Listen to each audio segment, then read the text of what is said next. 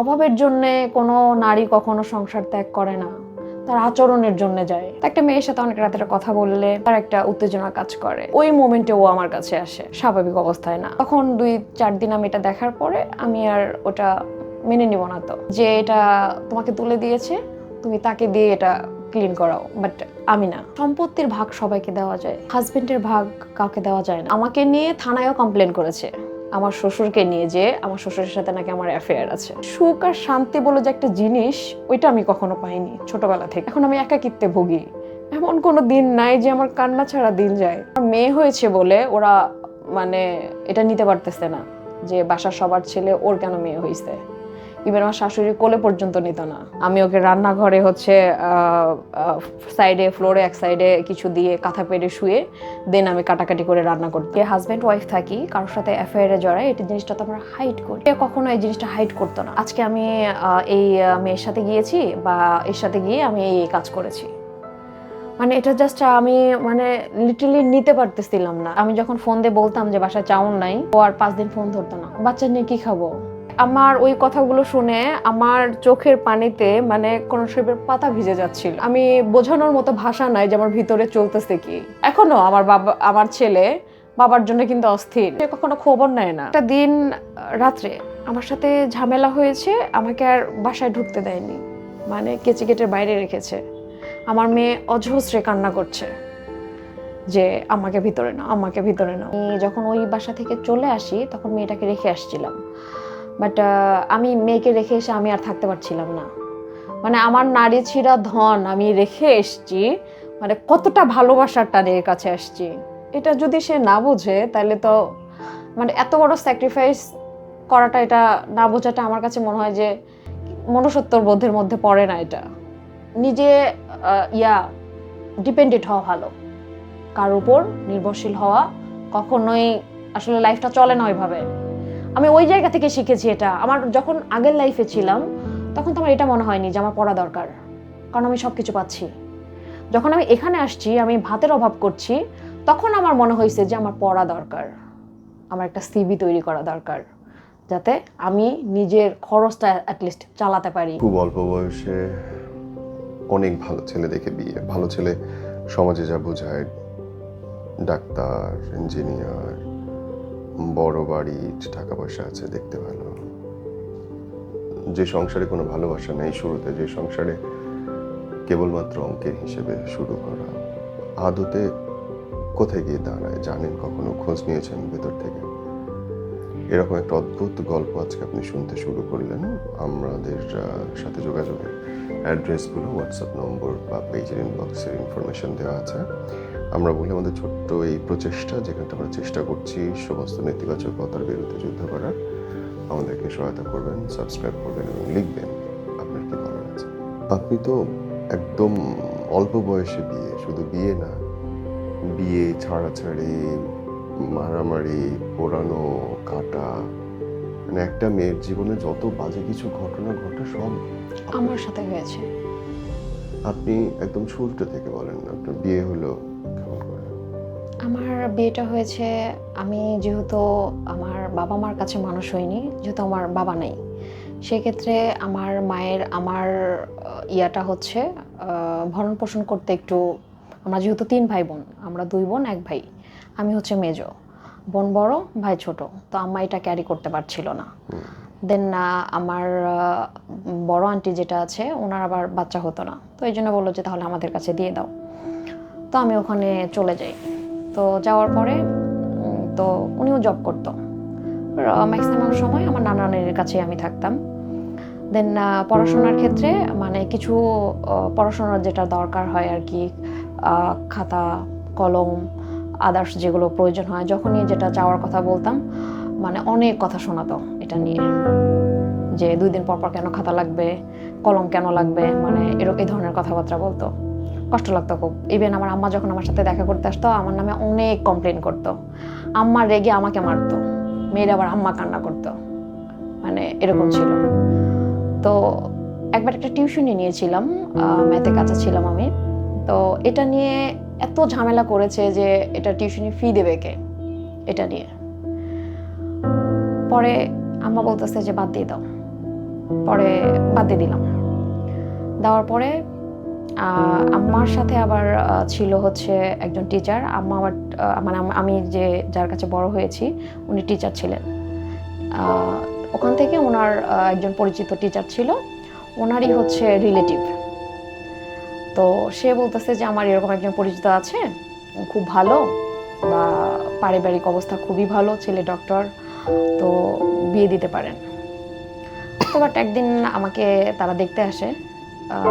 ফার্স্টের দিন দেখেছে, দেন 2 দিন পরে আমাকে হচ্ছে বিয়ে পড়িয়ে দিয়ে গেছে। কোন ক্লাসে তখন আপনি? সরি, কোন ক্লাসে তখন আপনি? তখন আমি ক্লাস 7 থেকে 8-এ উঠেছি, মানে ফেব্রুয়ারিতে। মানে বয়স কত আপনার? আমার 13 বছর 3 মাস বয়স চলতেছে তখন। Short. মানে আমি এতবার করে বলেছি, কান্না করেছি যে আমি এখন বিয়ে করতে চাই না, বাট আমার কাছে মনে হয়েছে যে ঘাট থেকে বোঝা নামাতে পারলেই আমরা বেঁচে যাই, ব্যাপারটা এরকম। তো তারপরে তো বিয়ে দিয়ে দিয়েছে। দেওয়ার পরে তারা আর আমাকে পড়ায়নি, কারণ তারা হাজি ফ্যামিলি ছিল, যে মেয়ে মানুষের এত কেন পড়তে হবে, মেয়ে মানুষ কনসেপ্ট পড়া জানো, বাসায় নামাজ পড়বা, আর যতটুকু পড়া আছে ছেলে মেয়েকে লেখাপড়া করাবা, দ্যাটস ইট। তো তখন আমার টেন্ডেন্সিও ছিল না যে আমি আর লেখাপড়া করব, যেহেতু টাকা পয়সা আছে, এভরিথিং সব কিছু আছে, এই জন্য আমি আর তখন আগাইনি। তো তখন প্রসেসটা ওইভাবে চলে আসলো যে হচ্ছে সে আজকে একটা মেয়ের সাথে কথা বলতেছে, কালকে একটা মেয়ের সাথে কথা বলতেছে, মানে আমার হাজবেন্ড। সে না হাজি ফ্যামিলির? ওইটা তো নামে হাজি, বাট টাকা আছে বলে প্রত্যেক বছর হজ করতে যায়। সেও কিন্তু প্রত্যেক বছর হজ করতে যায়, ইভেন এবারও গেছে, আমার মেয়েকে নিয়েও গেছে হজ করতে, আমার মেয়ে হজ করে আসছে। আগাম। তারপরে তো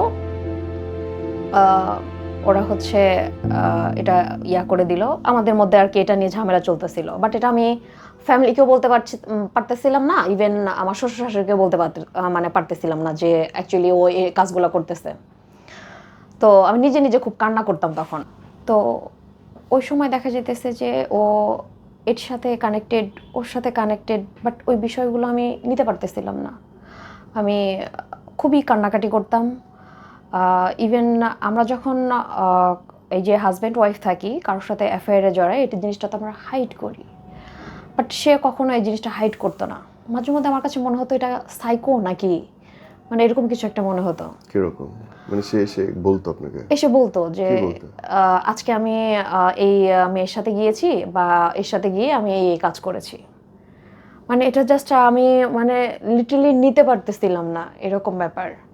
মানে আমি নামাজ পড়ে কনসেপ্ট পড়তেছি, মানে আমার পাশে এসে বসে আমাকে বলতেছে যে আজকে আমি কোথায় গিয়েছিলাম জানো, বললো কোথায়, তো আমাকে বলতেছে আমি আজকে ওদের বাসায় গিয়েছিলাম। তো তারপর আর কি এই কথাগুলো আমাকে বললো যে তার সাথে আমার খুবই ভালো আন্ডারস্ট্যান্ডিং, তার মা আমাকে খুব পছন্দ করে। আমি রুমে গেলাম, আমাকে রুমে সব খাবার দাবার সব কিছু দিয়ে আসলো। মানে আমি চিন্তা করলাম তার মাও কীরকম, যে একজন মেয়েকে একজন ছেলের কাছে কিভাবে ছেড়ে দিয়ে আসে। তো সেখানে হচ্ছে আমার ওই কথাগুলো শুনে আমার চোখের পানিতে মানে কোনো শৈবের পাতা ভিজে যাচ্ছিল। মানে আমি বোঝানোর মতো ভাষা নাই যে আমার ভিতরে চলতেছে কি। তো এইগুলোর বিষয়ে আমি যখন কিছু বলতাম তখন আমাকে খুব মারধর করতো, ইভেন হাতে যেটা পেতো সেটাই। যেমন এই যে আমার এই যে কাটার দাগ, এগুলো কিন্তু কয়েলের স্ট্যান্ড দিয়ে কাটা, মানে এমনি নর্মালি ভাবে কাটিনি। তারপরেও মানে এ হাতে এই যে এগুলো, এইখানে হচ্ছে পোড়ার দাগ ছিল, হালকা মিশে গেছে, এরকম ছিল। তারপরে একটা দিন রাত্রে আমার সাথে ঝামেলা হয়েছে, আমাকে আর বাসায় ঢুকতে দেয়নি, মানে কেচি গেটের বাইরে রেখেছে। আমার মেয়ে অজস্রে কান্না করছে যে আমাকে ভিতরে নাও। কিন্তু আমার শাশুড়ি আবার একটু ছিল, মানে ওই মাইন্ডের ছিল, কিন্তু শ্বশুরটা খুব ভালো ছিল, খুব ভালোবাসতো আমাকে। তো আমি সারা রাত আমি কেচি গেটের বাইরেই ছিলাম, মানে আমাকে রুমে নেয়নি। তো তারপর আম্মারে ফোন দিয়ে বললাম যে তুমি কি আমাকে মারতে চাও নাকি বাঁচাতে চাও। তো বললো যে আচ্ছা সব কিছু গুছিয়ে নিয়ে চলে আসো। তো আমি তো ওই চিন্তা করেই সব কিছু গুছিয়ে নিয়ে চলে গেছি যে আমি আর কখনো ব্যাক করব না।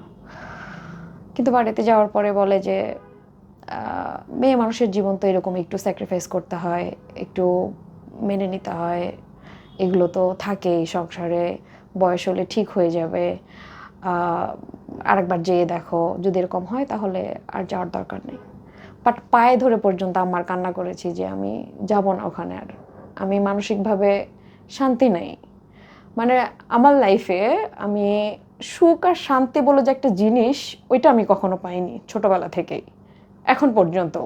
এখন আমি একাকিত্বে ভুগি, এমন কোনো দিন নাই যে আমার কান্না ছাড়া দিন যায়, এরকম অবস্থা।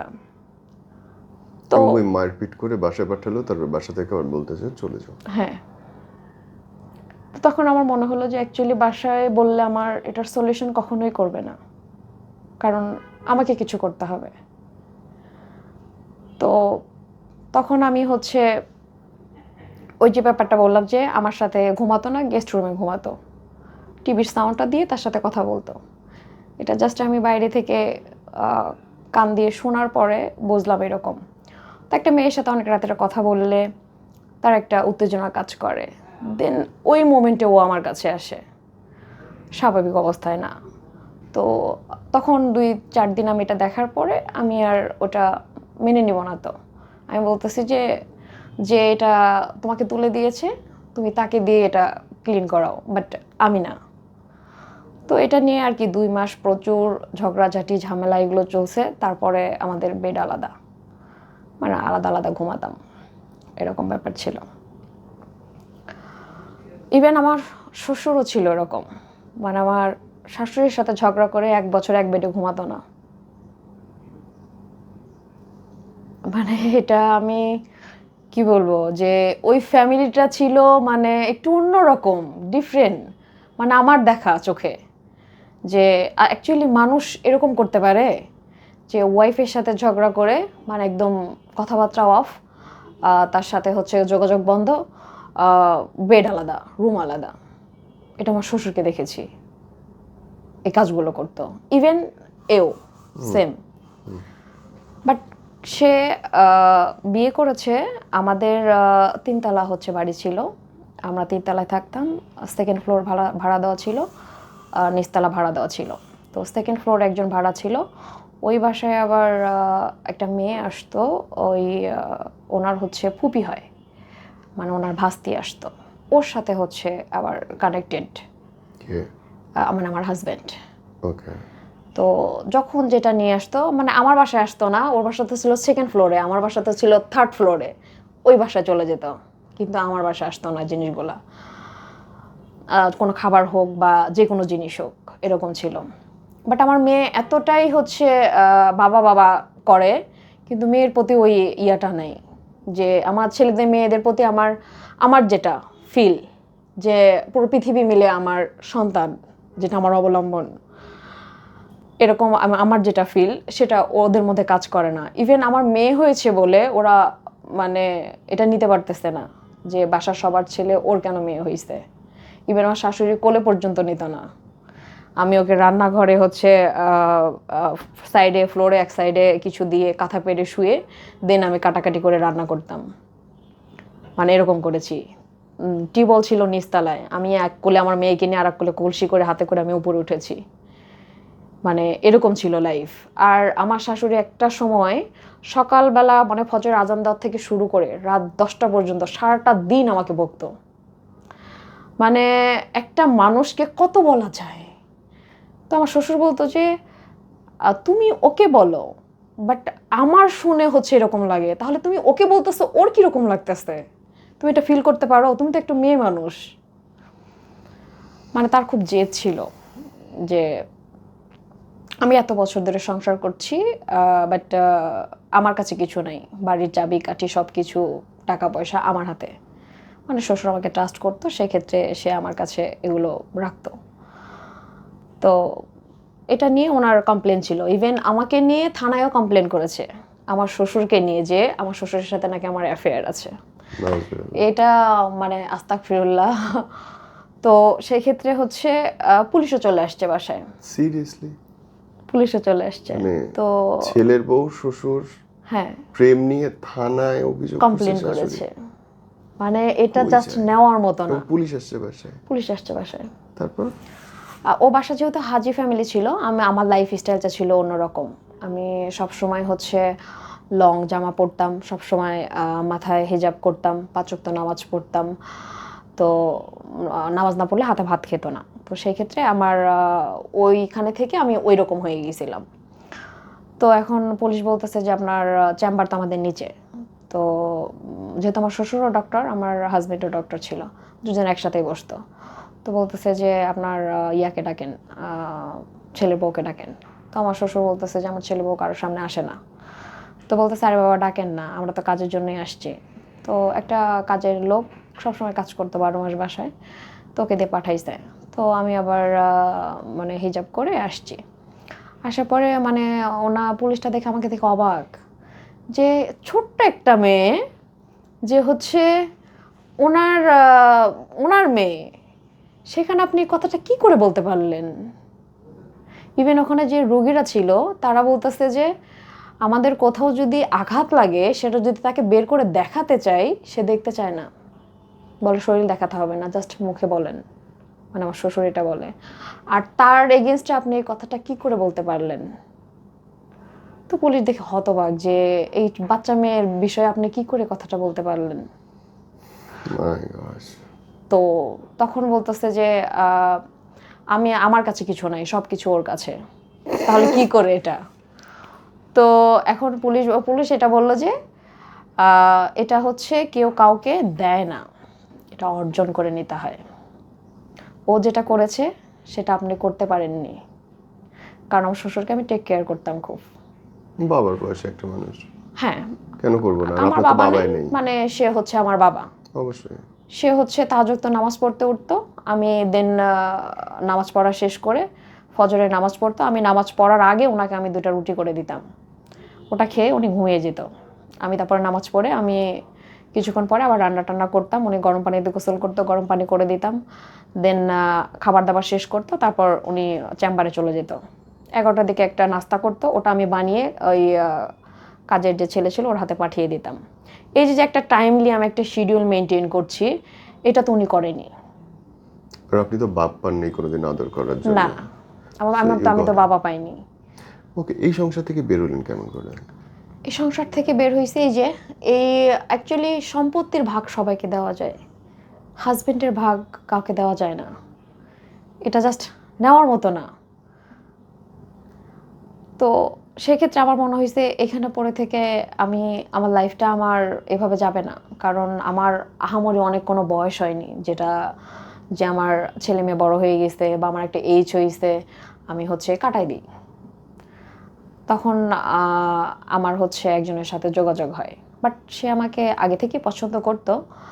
বাট তাকে আমি আমার বিষয়গুলো বলি যে এরকম এরকম, তো বলতেছে আচ্ছা ঠিক আছে সমস্যা নেই, আমি তোমাকে আগে যেরকম মনে করতাম আনম্যারিড, এখনও সেটাই মনে করি। মানে অ্যাকচুয়ালি যে আপনিও পুরুষ মানুষ, বাট পুরুষ মানুষের যে কথাগুলা কি ধরনের হয় এটা জাস্ট ওর কাছ থেকে না দেখলে আমি এটা বুঝতাম না। মানে এমনভাবে আমাকে কথাগুলো বলেছে যে মনে হয় পৃথিবীর সব শান্তির সুখ আমি ওর কাছে পাবো। তো দিনের মধ্যে 24 ঘন্টার মধ্যে দেখা যাইতেছে যে আমরা 12 ঘন্টা শুধু ফোনে কথা বলেছি। তো একদিন যদি কথা না বলতাম, মাইন্ডটা মানে পাগলের মতো একটা ফিল দিত যে কি যেন একটা নাই, কি যেন একটা নাই, এরকম একটা কাজ করতো। দেন তখন ও আমাকে বলতেছে যে আমি বললাম যে আমাকে নিয়ে যাও তাহলে। তো বলতেছে যে তোমাকে নিব, আমি তো এখন কিছু করি না, তো আমাকে কিছু টাকা দাও, তাহলে আমি করি, ইনভেস্ট করি, বিজনেস স্টার্ট করি, দেন তোমাকে নিয়ে আসি। তো আমি চিন্তা করেছি ও যেহেতু আমাকে নিয়েই সংসার করবে, তাহলে আমাদের জন্যই তো এটা চিন্তা করছে। আমি যেহেতু তাকে মন থেকে ভালোবাসি, সেই জায়গা থেকে আমি এটা ফিল করতে পারছি। তো আমি বললাম যে তাহলে তুমি আমার গয়না নিতে পারো, বাট আমার গয়না আছে। তো বলতেছে ওটা তো তোমার লাস্ট সম্বল। মানে সে তখন এটা বোঝাতে চেয়েছে যে ফার্স্ট টাইমে তুমি মানিটা দাও, দেন যদি পরে লাগে তাহলে ওটা কাজে লাগাবো। বাট তখন আমি এটা বুঝতে পারিনি। তখন আমি ওকে 4 লাখ টাকা সেন্ড করি। তো 4 লাখ টাকা নেওয়ার পরে 3 মাস পরে ও হচ্ছে আমাকে নেয়। মানে এখানে আমার ডিভোর্স হয়নি, আমি চলে গেছি ওখানে। যাওয়ার পরে আমি 2 দিন পরে ডিভোর্স লেটার হচ্ছে পাঠিয়ে দিই ওকে। মানে আমি আবার আমার সেকেন্ড হাজব্যান্ডের হচ্ছে ভাইয়ের বাসায় উঠেছি। ওর বাসা হচ্ছে রাজশাহীতে, ওরা ওখানে বাড়ি করেছে আর কি। তো সেক্ষেত্রে তাদেরও কোনো কমপ্লেন নেই যে তুমি একজন বিবাহিত মেয়েকে কেন বিয়ে করেছো, তার 4 বছরের একটা বাচ্চা আছে, কারণ তারাও দেখেছে টাকা, ওকে। আমার কাছে যেটা মনে হয়েছে। তো আমি এসে দেখি ব্যাংকে 2.5 লাখ টাকা পড়ে আছে। তো আমার তো প্রশ্ন জাগবেই যে আমি তো তোমাকে বিজনেস করার জন্য দিয়েছি, তো টাকাটা কি করেছো, এটা কি আমার কোশ্চেন আসবে না? তো এটা আমার বলাটা অপরাধ হয়ে গেছে। মানে আমি যেদিন ফার্স্ট দিন আসছি, সেকেন্ড দিন থেকে আমার সাথে ঝামেলা। মানে তুমি আজকে এসে ছাড়তে পারলাম না, তুমি কালকে থেকে টাকার হিসাব চাচ্ছ, টাকাটা তুমি আমাকে দিয়ে দিয়েছো, এটা তো আমি তোমাকে কৈফিয়ত দিব না। মানে ব্যাপারটা এরকম। তো তখন ওখানে আমরা ওর ভাইয়ের বাসা 2.5 মাস স্টে করি, বাট ওদের খাবার দাবার আমি খেতে পারতাম না। মানে আমি যেহেতু ওই ফ্যামিলি থেকে আসছি, এটা পারতাম না। তো ম্যাক্সিমাম সময় আমি বাইরে খেতাম। তো এটা থেকে বলতেছে যে তুমি আমাদেরকে মাসে 7,000 টাকা পে করো, এখানে থাকো। কিন্তু রাজশাহী শহরে হচ্ছে ওই 15 সালে মানে 2,500 টাকায় 2 রুমের বাসা পাওয়া যায়। সেখানে আমি 8,000 টাকাতে ওনার বাসায় কেন থাকবো, প্রশ্নই আসে না। ওখানে আমার কোনো স্বাধীনতা নেই। ও থাকবে, কারণ টাকাটা তো ওর যাচ্ছে না, টাকাটা তো আমার। তো আমি আবার স্টেট কার্ড কথা বলতে পছন্দ করি। তা আমি বললাম যে ভাইয়া, আমি হচ্ছে 8,000 টাকা দিয়ে আপনার বাসায় খাবো না, আমি বাসা ভাড়া নিয়ে থাকবো। সেটা আমি যদি 3 বেলার কাছে 2 বেলা খেতে হয়, আমি সেটাও খাবো। তারপর আমার একটা স্বস্তি থাকবে যে আমি নিজের বাসায় আছি। অবশ্যই। তো তখন আমাকে কিছু বলেনি, ওকে ডেকে নিয়ে বলেছে কি যে তোমার বউ তো মুখের উপরে সব বলে দেয়। তো আমি ওনাকে উনি আমার বলতেছে যে তোমার টাকা আমার হচ্ছে বুদ্ধি, মানে বিজনেস করবে 50-50। তা আমি বললাম যে টাকার যে পুরনিটা আছে না, ওইটাই যে কলজার কাছে। তো বুদ্ধি আর টাকা কখনো এক হয় না, কারণ সলিউশন রাস্তার লোকও দিতে পারে, সাজেশন রাস্তার লোকও দিতে পারে। একজন রিক্সা চালকের যদি উঠি আমি রিক্সায়, আমি যদি বলি মামা জ্বর আসছে, সে আমাকে বলবে মামা বাসায় যে নাপা খেয়ে নেন, সেও কিন্তু আমাকে সাজেস্ট করছে। বাট ওটার সাথে এটা কখনোই কম্পেয়ার করা যাবে না। টাকার হিসাবটা অন্যরকম। টাকা ও যেহেতু ইনকাম করেনি, ও জানে না টাকার মর্মটা কি। তো আমি যেহেতু ইনকাম করি, আমি 2 টাকা খরচ করতে গেলে আমি হিসাব করি যে এখানে আমি এটা করছি, বা আমি মাস গেলে একটা অ্যামাউন্ট পাই। আমার আগে থেকেই হিসাব করা থাকে যে এটা আমি এখানে দেবো, এটা আমি এখানে দেবো, এখানে এটা দেওয়ার পরে যেটা থাকবে এটা দিয়ে আমি মাসটা চালিয়ে দেবো। এরকম আমার একটা হিসাব থাকে, বা আমার একটা ডায়েরি আছে, আমি লিখে রাখি কত টাকা আমি কোথায় ব্যয় করলাম। আমি মানে এরকম। কিন্তু ও সেরকম না। ও আমাকে কোনোদিন বলতে পারবে না আমাকে একটা জামা কিনে দিয়েছে, বাট আমাকে একটা স্নো কিনে দিয়েছে। আমি যদি বলতাম যে আমাকে একটা স্নো কিনে দাও, আমাকে বলতো কি আমি তো স্নোওয়ালা মেয়েকে বিয়ে করি নাই, স্নোওয়ালা মেয়ে বিয়ে করলে আমি তো কালো মেয়ে বিয়ে করতাম। মানে এই ধরনের কথা বলে এড়ায় যেত। আর মাঝে মধ্যে ঝগড়া লাগলে আমার সাথে কি করতো, বাসা ছেড়ে চলে যেত। কিন্তু আপনি একটা বেকার ছেলেকেই কেন বিয়ে করলেন? একটা ভালো মানে অন্তত খাওয়া পড়া থাকার তো টেনশন ছিল না, সেখান থেকে আপনি এখানেই কেন চলে আসলেন? অ্যাকচুয়ালি ওই যে কথার মায়া, আমি ওইটা ভুলতে পারিনি। মানে ও যে কেয়ারিংয়ের যে কথাগুলো বলেছে, ভালোবাসার যে কথাগুলো বলেছে, ওই জিনিসগুলো আমি হচ্ছে জাস্ট এখনও আমার মাথার মধ্যে আছে, আমি ভুলতে পারিনি। ওকে। তারপরে আপনারা ব্যবসা শুরু করলেন। তারপরে ও হচ্ছে মেডিসিনের বিজনেস স্টার্ট করে। তখন আমাকে বলতেছে যে মেডিসিন বিজনেস যেহেতু স্টার্ট করেছি, আমার একটা বাইক লাগবে। তো আমি যেহেতু তোমাকে টাকা দিতে পেরেছি, আমি তোমাকে একটা বাইকও কিনে দিতে পারি।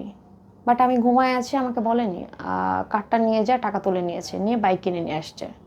আমার এতটাই কষ্ট লাগছে যে অ্যাটলিস্ট আমাকে বলতে পারতাম, আমি নিজে উৎসাহ নিয়ে যে কিনে দিতাম। তো আমি যেহেতু তখন সাইলেন্ট মোডে ছিলাম, আমাকে বলতেছে যে তোমাকে ব্যাংকে এই টাকাটা তুলে দিব অ্যাকাউন্ট করে। বাট 6 মাসের মধ্যে ব্যাংকের বারান্দায়ও পা দেয়নি। তো আমার সাথে টুকিটাকি ঝগড়া লাগে, আমাকে রেখে চলে যায়। 1 মাস 1.5 মাস আসে না। কই থেকে?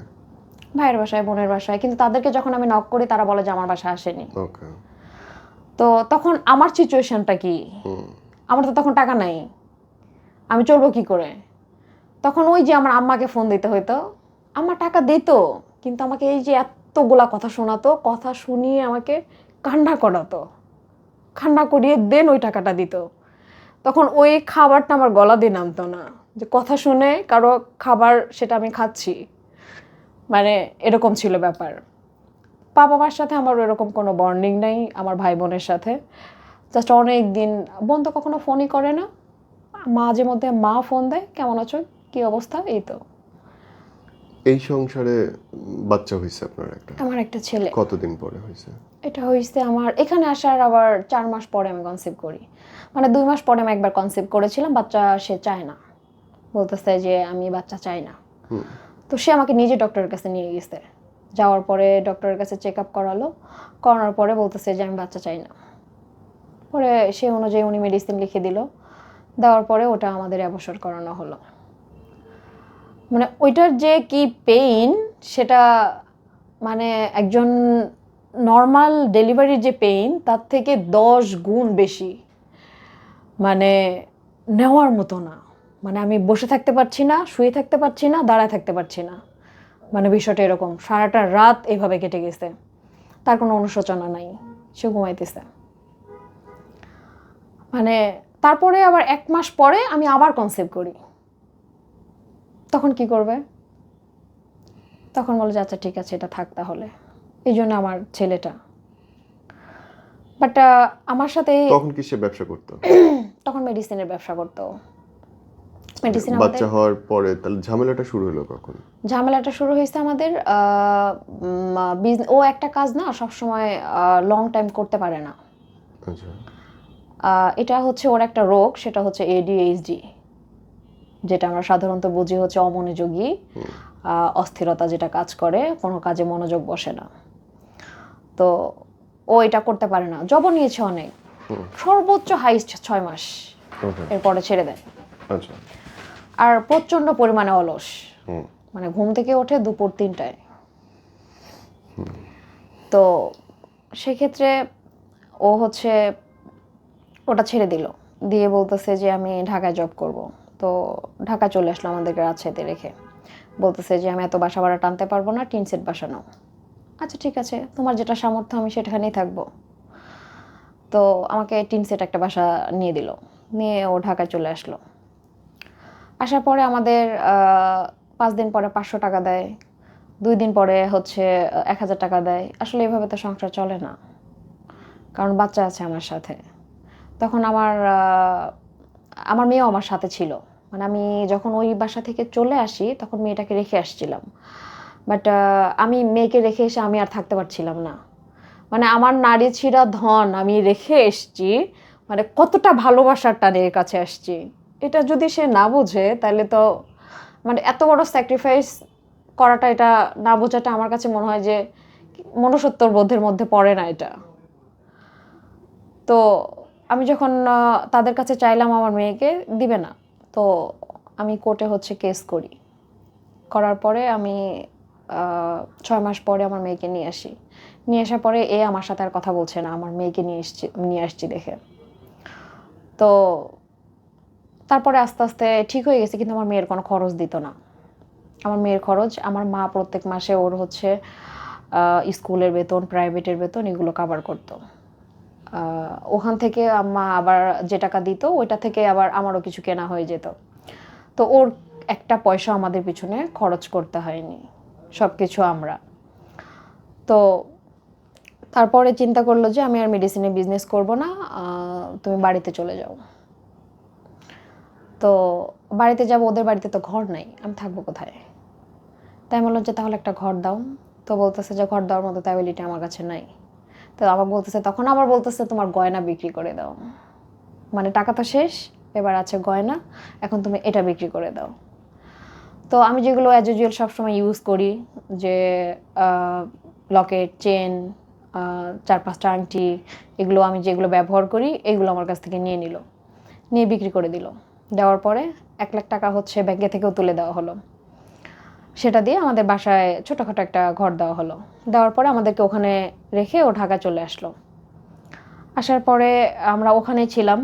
আমি যখন ফোন দিয়ে বলতাম যে বাসায় চাউল নাই, ও আর 5 দিন ফোন ধরতো না, মানে আমি বাচ্চা নিয়ে কী খাবো, মানে এরকম একটা অবস্থা ছিল। তখন আম্মাকে ফোন দিতাম যে আম্মা এরকম অবস্থা, আম্মা তোমাকে অনেক কথা শোনাইতো। স্বাভাবিক। এটা স্বাভাবিক যে আমি তোমাকে আগেই বলেছিলাম এরকম ছেলেকে বিয়ে করো না, যে তোমাকে খাওয়াতে পারবে না, পড়াতে পারবে না, তুমি কেন গেছো। তো এত কথা শুনিয়ে তারপরে আমার ভাইকে দিয়ে বাজার দিয়ে পাঠিয়ে দিত। তারপরে আমার ভাসুরের ছেলে আছে, একটু মাথায় প্রবলেম আছে, তো বাসায় ম্যাক্সিমাম সময় মারামারি করে। তো একদিন আবার ওর সামনে দাঁড়ায় আছে, বাট আমাকে মেরেছে। তো এটা দেখে আমাদেরকে আর কি ঢাকায় নিয়ে আসে করোনার মধ্যে ওর একটা জব হয়। তো যখন করোনা স্টার্ট হয়, যেদিন থেকে হচ্ছে ইয়া করে দেয়, সব কিছু বন্ধ করে দেয়, লকডাউন করে দেয়, তো সেদিনও বাসায় গেছে একদম পুরো খালি হাতে, মানে একটা টাকাও নিয়ে যায়নি। তখন কি করবে, তখন বাসা থেকে 1 বস্তা চাউল দিল, তারপরে মাছ মাংস 10,000 টাকা, তেল ডাউল যা যা লাগে সব কিছু দিল। মানে আমার আম্মা, যে আমার বাবা নাই যেহেতু, আম্মা থাকতো নানার বাড়িতে, তো নানার বাড়ির অবস্থা খুবই ভালো। তো সবাইকেই প্রত্যেকে এতে কোনো কিছু হলে, কোথাও কিছু হচ্ছে, সেটা আমাদের ফ্যামিলি থেকে দেখে এরকম। তো তো এই বাসায় গেল এবং আপনি আবার শেষের দিকে আসেন, এই হাজবেন্ডের সঙ্গে ঝামেলাটা কোত্থেকে শুরু হলো? এটা হলো ঢাকায় আসার পরে। ওকে। ঢাকা যখন আসলাম, ঢাকায় আসার পরে একটা রুম নিল ভাড়া। নেওয়ার পরে ওর একটা চাচা ছিল এখানে, মানে আমার মামা শ্বশুরের নাতি, মানে সেম এজ, বর্নিং ভালো, বাট উনি এবার একটু ক্রিটিক্যাল টাইপের, মানে কারো ভালো দেখতে পারে না। তো আমি কোথাও বাইরে গেলে এটা যদি দেখতো, দেখার পরে এসে ওকে বলতো কি যে কি ব্যাপার, তুমি বউকে সময় দিতে পারো না, বউ একা একাই ঘুরে বেড়ায়। জিনিসটা মানে ও মানুষের কথা শুনতো বেশি, ওইটা নিয়ে এসে বাসা ঝামেলা করতো। এসে বলতো যে তোমার বউ এত দামি দামি ড্রেস কই পায়। তো আমি ফিজিক্যালি ওনাকে বোঝানোর চেষ্টা করতাম, আলমারি খুলে দেখাতাম যে তো কোনটা আমার দামি ড্রেস আছে। আমি যদি 500 টাকার ড্রেস পরি, সেটা যদি তার কাছে 2,000 টাকা মনে হয়, প্রবলেমটা তার, আমার না। আর তুমি আমাকে এইভাবে কিনে দিয়েছো কখনো? তো বিষয়গুলো এরকম ছিল। লাস্ট মোমেন্টে এসে একটা ঘটনা ঘটলো, একটা জাস্ট ব্লুটুথ, যেটা আমি কিনেছি 1400 টাকা দিয়ে। তখন আমি কি করতাম, যেহেতু আমাদের সংসারে খুব অভাব ছিল, এমনও দিন গেছে আমি 2-3 দিন না খেয়ে থেকেছি, চাউল কিনে নিই, সিরিয়াসলি রুটি খেয়ে থেকেছি। কিন্তু তারপর আমার কোনো কমপ্লেন ছিল না যে আচ্ছা ঠিক আছে। অন্য কোনো মেয়ে হলে আমার মনে হয় যে অভাবের জন্যে কোনো নারী কখনো সংসার ত্যাগ করে না, তার আচরণের জন্যে যায়, আমি যেটা ফিল করি। কারণ আমি কোথা থেকে আসছি, সেখান থেকে এসে আমি না খাওয়ার ইয়াতে ভুগতেছি। তো এই কথাগুলো আমি সাইলেন্ট মোডে থেকে যেতাম, বাট বাড়িওয়ালা এক সময় ওকে বলতেছে আপনার বাসায় চাউল থাকে না, সেটাও কিন্তু আমরা জানি, বাট আপনি কখনো বলেন না। বললাম আমার ঘরের কথা তো বাইরে বলার দরকার নেই। জাস্ট ওই ব্লুটুথটা কিনেছিলাম আমি মিরপুর 10 শাহালি থেকে। তো আমার একটা ফ্রেন্ড ছিল সাথে, আমার অনেকগুলো ফ্রেন্ড আছে ঢাকায় যারা আমরা ছোটোবেলা থেকেই পড়াশোনা করেছি। তো ওকে আবার সাথে নিয়ে ওখানে গেছি, যাওয়ার পরে ব্লুটুথটা আমি নিয়েছি। নেওয়ার পরে এখন বাসায় নিয়ে বললাম যে ব্লুটুথটা নিয়েছি, কানে দিয়ে ও 2-3 দিন গানও শুনলো, কোনো সমস্যা নেই। বাট ওর আবার ওয়াইফ হচ্ছে, মানে আমার ছেলে যে স্কুলে পড়ে, ওই চাচার ছেলেটাও সেম একই স্কুলে পড়ে। তো আমি যখন নিয়ে যাই, ওই চাচিটা ওনার ছেলেকে নিয়ে যায়, তো একসাথেই বসা হয়। ব্যাংকে গেলে ওনার সাথে যাওয়া হয়, বাজারে গেলে ওনার সাথে যাওয়া হয়, যে কোনো জায়গায় বাচ্চাকে স্কুলে ঢুকাই দিয়ে কাজগুলো করা হয়। সবসময় কিন্তু উনি সাথেই থাকে। বাট আমার ব্লুটুথটা দেখে বলতেছে এটা তো অনেক সুন্দর, একটু কানে নিয়ে দেখি। বলে যে দেখেন। ওটা দেখার পরে বাসা যায় বলতেছে যে ওর বউ একটা ব্লুটুথ কিনেছে, অনেক সুন্দর। তো বলতেছে যে ও সাথে গিয়েছিল, তো বলতেছে না ওনার এক ফ্রেন্ড গিয়েছিল সাথে। মানে এই যে আমার ফ্রেন্ড, এটাকে ইস্যু করে একটা বড় ইয়া তৈরি করে নিল। মানে এই কথাটা বলেছে হচ্ছে একজনকে, সে আবার আমার হাজব্যান্ডের ক্লোজ, সে আবার বলেছে আমার হাজব্যান্ডকে। মানে কথা যখন একজনের কাছ থেকে আরেকজনের কাছে যায়, ডে বাই ডে ওটা কিন্তু বাড়তে থাকে, বদল হয়ে যায়। তো এটা নিয়ে আমি তো অলওয়েজ ফোন করে যাচ্ছি, ফোনটা রিসিভ করছে না, রাত 1টা বেজে গেছে। তো বাসায় এসে আমার সাথে তুমুল পরিমাণে ঝগড়া যে এটা কে কিনে দিয়েছে, আমার বয়ফ্রেন্ড কিনে দিয়েছে। মানে আমি সেও কিন্তু আমার বাসায় গিয়েছে, মানে যাকে নিয়ে আমি হচ্ছে ব্লুটুথটা কিনতে গেছি, বাট আমার বড় তার সাথে বসে খেয়েছে, বাইরে তাকে খাইয়েছে, তার সাথে বসে হচ্ছে চা খেয়েছে, তার জানে সে কেমন। কিন্তু তাকে নিয়ে এরকম নেগেটিভ চিন্তা ভাবনা করতে পারে, এটা আসলে আমার মাইন্ডে ছিল না, মানে কাজ করতেছিল না। তখন আমাকে বলতেছে যে আমি আর তোমাদেরকে রাখতে পারছি না, তোমাদেরকে আর কিভাবে বোঝালে তোমরা চলে যাবা, আমি তোমাদের দায়িত্ব আর নিতে পারছি না। কারণ এই যে প্রতিদিন তোমাদের মানে আমার ছেলে ছিল তো ওরও ওর ওই যে একটা কথা আছে না, আমি ওকে বলি যে তুমি তোমার ছেলের ফিলটা কেন করো না জানো, তুমি আসছিলে আমার কাছে কি জন্যে, তোমার চাহিদাটা মেটানোর জন্যে, বাট আমি তো ওকে 10 মাস গর্ভে ধারণ করেছি, দেন ওকে আমি কোলে পিঠে করে মানুষ করেছি, আমার যে কষ্টটা হয়েছে, আমি যে পেইনটা পেয়েছি সেটা তো তুমি পাওনি, তোমার জাস্ট মজা পেয়েছো, তুমি চলে গেছো, এই জন্য বাবার ফিলটা তুমি বুঝতে পারো না। এখনো আমার ছেলে বাবার জন্য কিন্তু অস্থির, সে কখনো খবর নেয় না। কালকেও আমার ছেলে তো আবাসিকে থাকে, তো আমার ছেলেকে যখন হচ্ছে গেলাম ওখানে, বলতেছে যে দাও একটু বাবাকে ফোন দিয়ে দাও, ফোন দিয়ে দিলাম, বাট রিসিভ করলো না। পরে ভয়েস দিয়েছে যে বাবা আসসালামু আলাইকুম, কেমন আছো তুমি। তো মান্থলি একটা অ্যামাউন্ট দেওয়ার কথা আমার ছেলেকে, সেটাও দেয় না। তো আমার ছেলে ওটাও বললো যে তুমি বাবা হিসেবে কি দায়িত্ব পালন করো আমার। তো আমার ছেলে তো এখন যথেষ্ট বড় হয়েছে। কত বছর বয়স? আমার ছেলের বয়স 8 বছর। আর মেয়ের বয়স 14 বছর। ওই যে ঝগড়াটা হলো তারপরে আলাদা হয়ে যায়? তারপরে ও আমাকে বলতেছে যে তোমরা না গেলে আমি সুসাইড করব। হাস্যকর। এই যে বোন, এরকম দুইটা ঘটনা ঘটলো, দুই দুনিয়ার ঘটনা, একদম অপোজিট। একটা খাঁচায় বন্দি হয়ে রাখলেন, আর একটা জায়গায় এসে আপনি এসে কমপ্লিট ইউজড হইলেন, মানে আমাকে রাস্তায় নামিয়ে দিল। রাস্তায় নামাই দিল, রাজপ্রাসাদ থেকে রাস্তায়। এই জিনিসটা আম্মা মেনে নিতে পারে না দেখে আমার সাথে ওইভাবে কথা বলে না, যে কোথায় ছিলি, কোথায় নামাই দিয়ে গেছে আজকে তুই রাস্তায়। ইভেন এখন মানুষকে বলে কি আমি নাকি 6টা 7টা বিয়ে করেছি, মানে তার সাথে ডিভোর্স হওয়ার পরে। যে প্রাক্তন কোনোদিন সত্যি বা ভালো বলে না, প্রাক্তন মিথ্যে কথাই বলে, এটাই নিয়ম। বলে যে ও হচ্ছে প্রভাবশালী দেখে বিয়ে করে, দেন তার কাছ থেকে 5 লাখ 7 লাখ টাকা নেয় বা 20 লাখ টাকা নেয়, দেন ছেড়ে দিয়ে আবার অন্য একজনকে বিয়ে করে।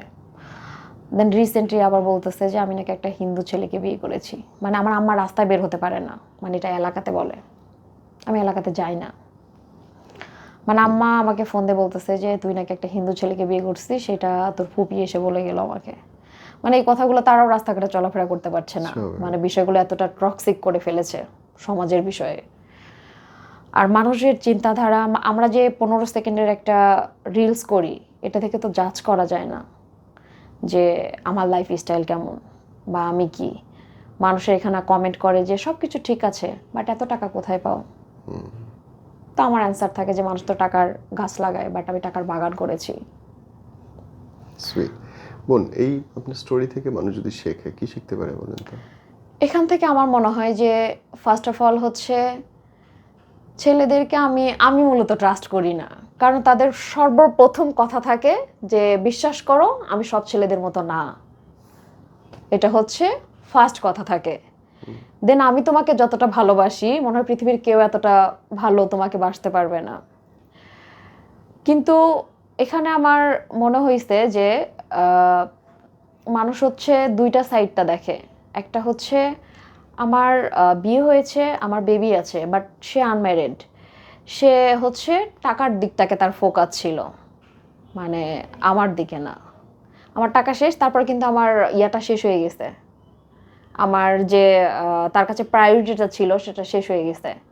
তো ওখান থেকে বোঝা যায় যে অ্যাকচুয়ালি সে কোন মাইন্ডের। তো ছেলে মানুষ, কিছু কিছু মেয়ে মানুষ আছে যে হচ্ছে ছেলেদেরকে দিয়ে মানে সব খরচ করায়, বাট আমি একমাত্র ব্যক্তি ছিলাম যে হচ্ছে ওর এভরিথিং খরচ বেয়ার করতাম, হোস্টেল, ও যে ম্যাচে থাকতো সে ম্যাচের ভাড়া পর্যন্ত আমি দিতাম। আজকে আমার এটা পছন্দ হয়েছে সেটা কেনার জন্য টাকা পাঠাইতাম, মানে এরকম একটা ব্যাপার ছিল। তারপরে তো আমার মনে হলো যে নিজে ডিপেন্ডেন্ট হওয়া ভালো, কার উপর নির্ভরশীল হওয়া কখনোই আসলে লাইফটা চলে না ওইভাবে। আমি ওই জায়গা থেকে শিখেছি এটা। আমার যখন আগের লাইফে ছিলাম তখন তো আমার এটা মনে হয়নি যে আমার পড়া দরকার, কারণ আমি সব কিছু পাচ্ছি। যখন আমি এখানে আসছি, আমি ভাতের অভাব করছি, তখন আমার মনে হয়েছে যে আমার পড়া দরকার, আমার একটা সিভি তৈরি করা দরকার, যাতে আমি নিজের খরচটা অ্যাটলিস্ট চালাতে পারি। তো তখন তো আমি পড়াশোনা ছিল না। আমি অনেক আমার এক দুলাভাই ছিল, অনেক রিকোয়েস্ট করে ওনাকে দিয়ে আমি ভর্তি হয়েছি। হওয়ার পর আমাকে একটা গাইড পর্যন্ত কিনে দেয়নি। তো ওখানে আমার ছিল, মানে মান্থলি যে একটা ফি দিতে হয়, তারপরে আমার ফর্ম ফিলাপের যে টাকাটা টোটাল মিলে 7,500 টাকা আসলো। এই টাকাটা কে দেবে, মানে মাথার উপর মানে ঘুরতেছে আমার যে এটা কে দেবে। তবে মা, বোন, ভাই, মানে ওদের কাছে আমি বলতেছি যে ঈদের মধ্যে তোমরা তো আমাকে 4,000-5,000 টাকা দাও কিছু হচ্ছে কেনাকাটা করার জন্যে, বাট ওই টাকাটা তুমি তখন দিও না, এখন দাও, মানে আমার কাজে লাগুক। আমি চাই না ঈদের মধ্যে ওই টাকাটা, মানে হাতে পায়ে ধরে, মানে এ ঠেলা দেয় ওর ঘাড়ে, ও ঠেলা দেয় ওর ঘাড়ে, মানে এরকম একটা অবস্থা। যে আম্মা বলে যে আপুকে বলে দেখো, আপু বলে যে মাকে বলে দেখো, এরকম একটা সিচুয়েশন। পরে আমার ভাই আবার কলেজ থেকে হচ্ছে পেয়েছে, বৃত্তি পেয়েছে, সেখান থেকে ও একটা অ্যামাউন্ট পায়। তো বলতেছে যে এত টেনশন নিস না, আমি 25 দিচ্ছি, 2500, আর বাদ বাকিটা ওদের কাছ থেকে বলে টলে করে দিচ্ছি। তো জাস্ট ওইভাবে ওরা ম্যানেজ করে দিয়ে ওটা ফিল আপ করে দিল। দেওয়ার পরে আমি হচ্ছে কি করলাম, পরীক্ষার 3 দিন আগে আমাকে 1,000 টাকা সারতেছে যে নাও এটা। তা আমি ওই টাকাটা নিয়ে নিই। আমি বললাম যে তুমি 1,000 টাকা দিয়ে বলবা যে সারা জীবন যে ওর পড়ার পিছনে অবদান ছিল আমার, আমি ওই শব্দটা নিতে চাই না। পরে আমি পরীক্ষার 3 দিন আগে বাসায় যাই। যাওয়ার পরে আমার গাইড ছিল না, পাশের বাসায় একজন নিউটন ছিল।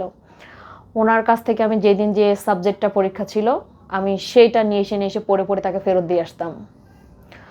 মানে আমাকে বলতেছিল তখন যে আমি সারা বছর পরে আমি বি গ্রেড পেয়েছি, তুমি একটা করে সাবজেক্ট পড়ে একদিন করে পড়ে তুমি এক্সাম দিয়ে তুমি মনে করো পাশ করবা? বললাম দেখা যাক না। পরে জাস্ট রেজাল্ট দেবে যেদিন আমাকে বলতেছে যে রোল নাম্বার বলো দেখি কি করেছো। বিজ্ঞানটা আমার একটু খারাপ হয়েছিল, বাট একটু কনফিউশন ছিল। তো ও মানে রেজাল্টটা দেখে আমার দিকে তাকায় আছে। আমি বলতেছি, আমার মনে মনে ভাবতেছি যে খারাপ কিছু করেছি কিনা।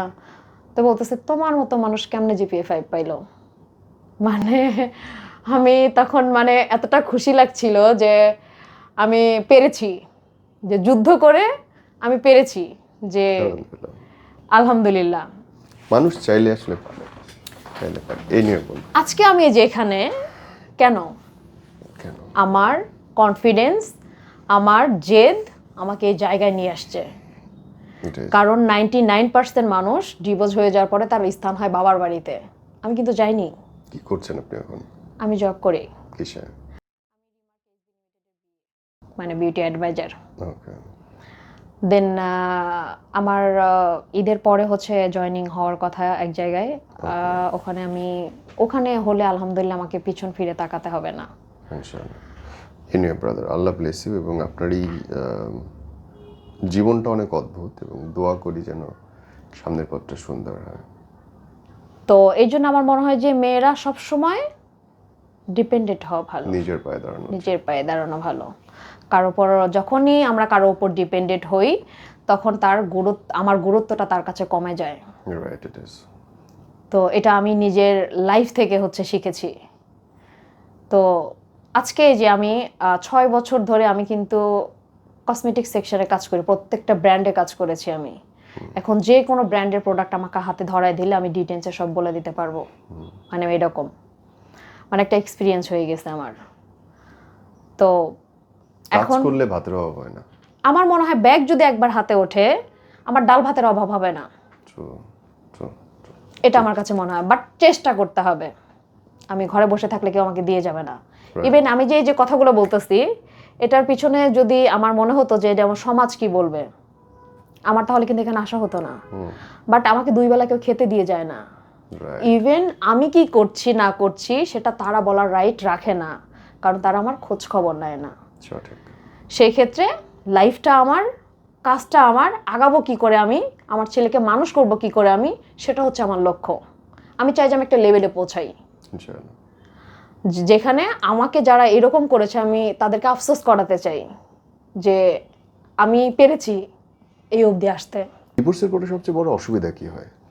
ডিভোর্সের পরে সবসময় যেটা আমরা ফেস করি, ফার্স্ট অফ অল হচ্ছে আমার যখন ডিভোর্স হয়ে যায় তখন লিটারেলি আমার মাথার মধ্যে ঘুরতেছিল যে আমি কি করব, মানে একটা পাগলের মতো অবস্থা।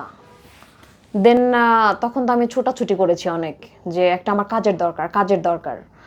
তো আমি 16 দিনের মাথায় আমি এক জায়গায় জব পেয়ে যাই। যাওয়ার পরে দেন আমার ছেলে অনেক ছোট ছিল, আমি সব খাবার দাবার দিয়ে যেতাম। আমি রাত্রে যখন বাসায় ফিরতাম দেখতাম যে বেডের এক সাইডেও খাবার দাবার খেয়ে খাবার দাবার ছিটে আছে, আর এক সাইডে আমার ছেলে ঘুমায় আছে। ওইটা দেখে আমি আগে বসে আধা ঘন্টা কান্না করতাম যে অ্যাকচুয়ালি বস্তির মানুষজন, ওরাও তো মানুষ, বাট আমরা তাদেরকে ছোট করছি না, বাট লেভেলটা ওইরকম যে আমি তাকে রেখে যাচ্ছি ওইভাবে, সব ভাত ছিটায় আছে এক সাইডে, ও অন্য সাইডে মানে শুয়ে আছে ঘুমায়, লাইট দেওয়া ফ্যান দেওয়া, রাত 10টা বাজে। ওই জিনিসটা আমি নিতে পারতাম না, আমি আধা ঘন্টা বসে কান্না করতাম। কান্না করার পরে আমি ওকে কোলে করে জড়ায় ধরে কান্না করার পরে আমি ওইগুলো ক্লিন করে দেন আবার ওকে শোয়াইতাম। সকাল আবার 8টায় ডিউটি থাকতো, ঘুমায়ে থাকতো, আমি আবার চলে যেতাম। মানে এরকম করে অনেক কান্নাকাটি করেছে। এখন আস্তে আস্তে ও এরকম হয়ে গেছিল, আমার ছুটির দিনে যদি বলতাম যে বাবা চলো বাইরে ঘুরতে নিয়ে যাই, যাবে না, আমি বাসা থাকবো, তুমি যাও। মানে একঘেয়েমি হয়ে গেছিল। আর আপনার জীবন? আর আমার জীবন তো আমি প্রতিদিন, মানে এমন কোনো দিন নাই যে একটা বিষণ্ণতা, একাকিত্ব যে ফিলটা, সেটা মানে কুড়ে কুড়ে খায় ভিতর থেকে, যেটা আমি কাউকে বলতে পারি না যে আমার ভেতরটায় হচ্ছে কি। বা আমি, কেউ যদি জিজ্ঞেস করে আমি কান্না করছি, কারোর সামনে আমি কান্না করছি, বা আমার ফ্রেন্ড আছে তাকে আমি আবেগে তাকে জড়ায় ধরে প্রচণ্ড কান্না করছি, সে বলে যে কেন কান্না করছো, বাট ওই ভাষাটা আমার নাই যে বোঝানোর ভাষা। আমার ভেতরটা কি হচ্ছে, ক্ষতটা কি, ওইটা আমি বোঝাতে পারিনি তাদেরকে। তা আমি বলি যে আমি যদি অসুস্থ থাকি, সেই ক্ষেত্রে আমি ইয়াতে ডক্টর দেখাতে গেলাম, তাকে এক্সপ্লেন করতে পারি না যে আমার হচ্ছে কি। তো আমার এই ভাষাগুলো সবাই বুঝবে না। আমার ভিতরে যে পেইন আছে, আমি যাকে বলছি তার যদি পেইন থাকে, সে আমার পেইন ভুক্ত হয়ে আমার জিনিসটাকে বুঝবে, দেন আদারওয়াইজ কেউ বুঝবে না। সবাই সলিউশন দিবে কি এটা একটা অ্যাক্সিডেন্ট, ঠিক হয়ে যাবে, কেউ অনুভব করবে না। আপনি কি আপনার ফেসবুক আইডি বলতে চান? আমার ফেসবুক আইডি হচ্ছে মুসলিমা আক্তার। ওখানে আমি জাস্ট রিলসগুলো দেওয়া হয়। বানান বলে দেন। MUSLIMA, মুসলিমা আক্তার, AKTER।